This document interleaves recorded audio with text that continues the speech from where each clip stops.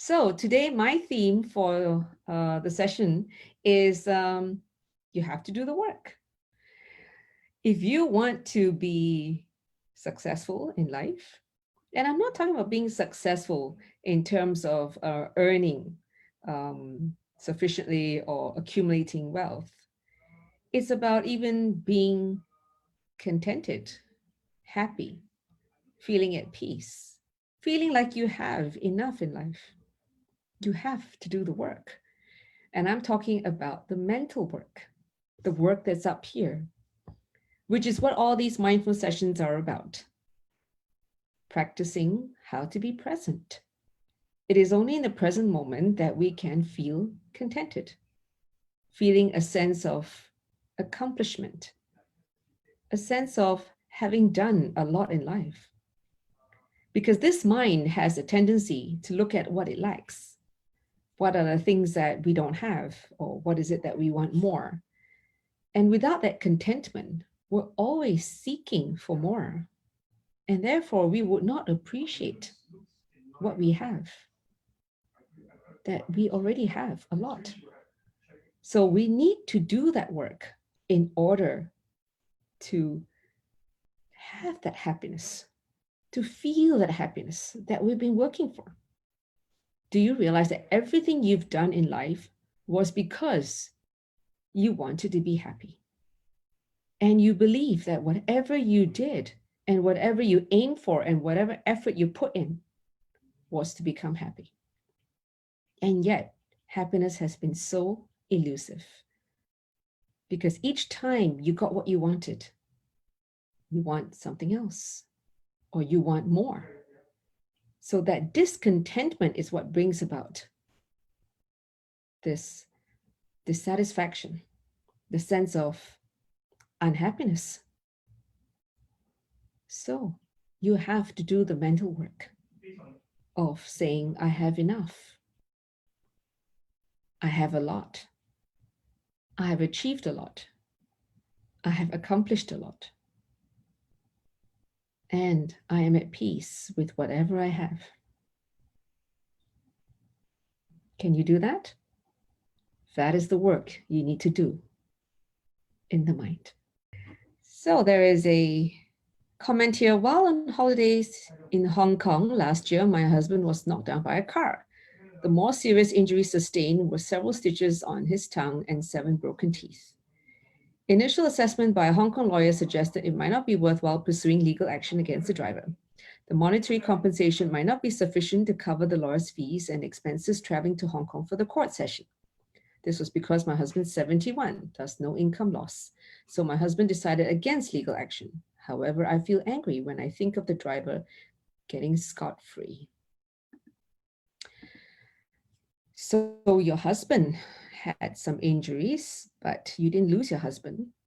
And you are not able to appreciate that the injuries that he sustained were not so severe that he has lost the ability to function or has a result a great disability. Are you able to now appreciate the fact that he is around? And that's the most important thing. And he can let go and he can forgive. So be inspired by that. Instead, you are torturing yourself. And the driver is probably not even thinking about you. How is that worth it? How is that going to add to your happiness? If anything, it's subtracting from your happiness. And the joy of the injuries that your husband had were more superficial than otherwise you could have been. So I hope you can look at the bright side. And that's how you create happiness in your own mind instead of creating suffering in your own mind. I like to take you into a practice because the practice helps us to be aware of the thoughts that arise. And whenever the thoughts that arise are in the nature of bo kam wan, that it wasn't fair and that person got off scot-free. Well, I would say be happy for him. He was lucky. He was lucky that he didn't knock down someone and killed somebody. And he didn't knock down someone who may not have the insurance or the financial ability to take care of his or her own healthcare. So now let's close our eyes, feel into our body. When we are happy, our bodies relax. We can actually feel the lightness, the energy that comes into the body. When we're upset, when we're angry, when we're resentful, the body feels heavy because the stress response system is activated. And this will end up causing us to have health problems. So sit comfortably, closing your eyes, place your hands on your lap, sense into your shoulders, and rotate your shoulders. And very gently just release any tension or tightness there. And rotate the other direction.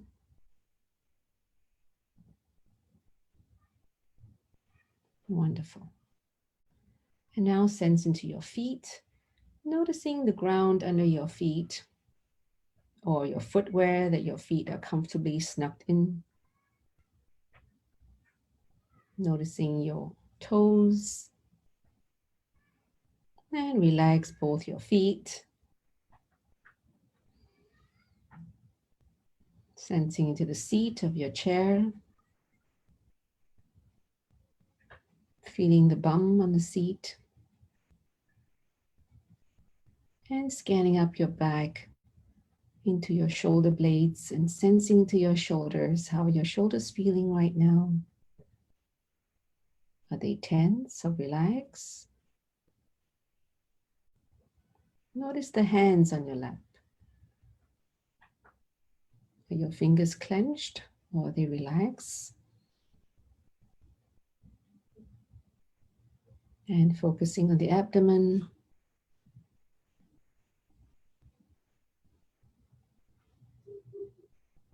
Your chest.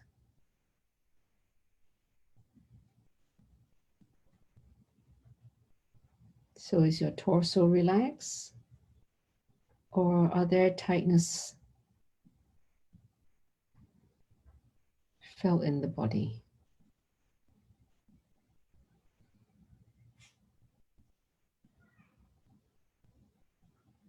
And if there is tightness there, notice where the spots of tightness are.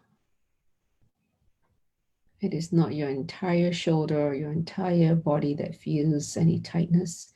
It is usually there are spots there, knots or spots of tightness. Locate them and breathe into them. And this is also a practice of self-care and self-compassion. Letting go of angry thoughts is an act of compassion for yourself.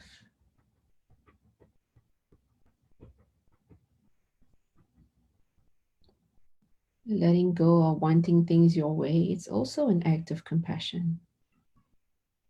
Because whenever you insist on things your way, you only end up creating tension, possible conflicts. So when you can let go of the desires of wanting things your way, you are also being kind to others. So drop your breath down into your body and focusing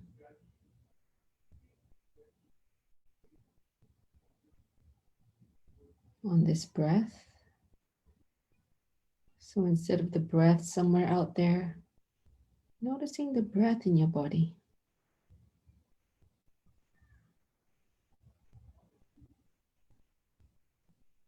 Wherever you feel the breath, focus on that.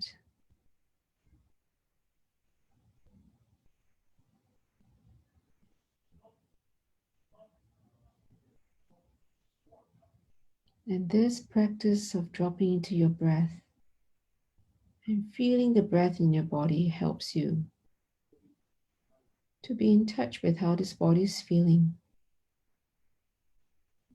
whether it's feeling relaxed or feeling tense.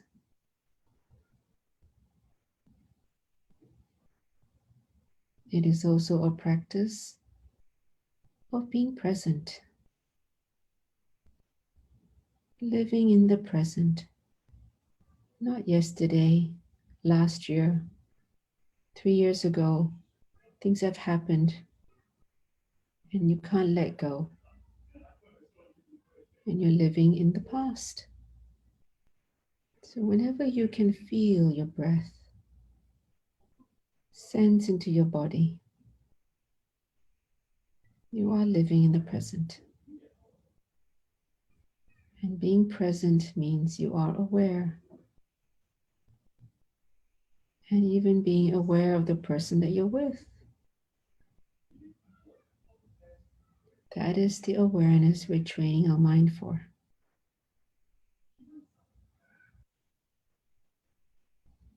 And now dropping into your feet again, noticing where your feet are, your bum on the chair, scanning up your back into your shoulders. And feel free to move your shoulders gently if there's any more tension or tightness there. Noticing your hands, your abdomen, your chest, your neck. Feel free to turn your head or tilt your head side to side, front and back, and release any tightness in the shoulders. And be aware of the facial expression you have on your face. Relaxing the jaw, the cheeks, the forehead. And dropping your breath back into the body and feel the breath. Instead of feeling at the nostrils, to feel it in the body. Wherever you notice the breath to be.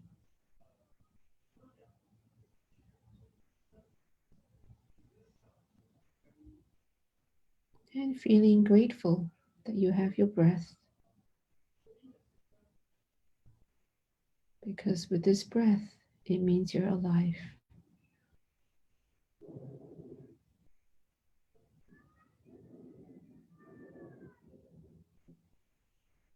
With this breath, you have time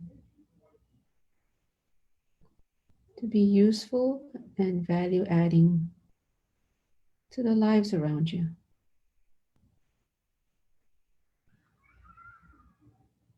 Bringing joy and delight into the lives of others and your own life.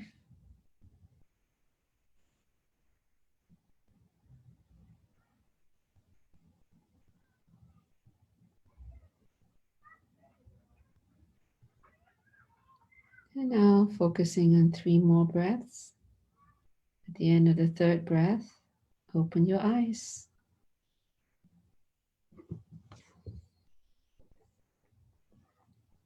Okay, how do you feel now? What did you notice in your body when you were doing the check-in with the different parts of the body, especially your shoulders and neck? What did you discover?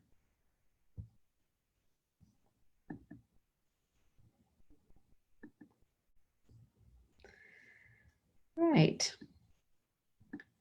So whenever you have an adversity in life, it's an opportunity to practice feeling grateful. Because you start to then focus your mind on what didn't go wrong, instead of focusing on what went wrong and creating added narrative to it. So coming back to the story that was shared earlier on, If it was my husband, I would go out to my husband and say, well, I'm so thankful you're alive. I'm so thankful that you can still walk and run and still travel with me. So focus with gratitude what you still have. And that's a great way of letting go. So another comment here with a question: my supervisor and colleagues are selfish and not responsible. What should I do, as I need to work there longer? So judgments come up in our mind and they will mar our experience. When we see someone and have a judgment that he is selfish, then we would immediately have a negative attitude towards the person. And whenever we have interaction with the person, or even just think of that person, we would have our mind being very bothered and our body will tense up. So it's not helpful.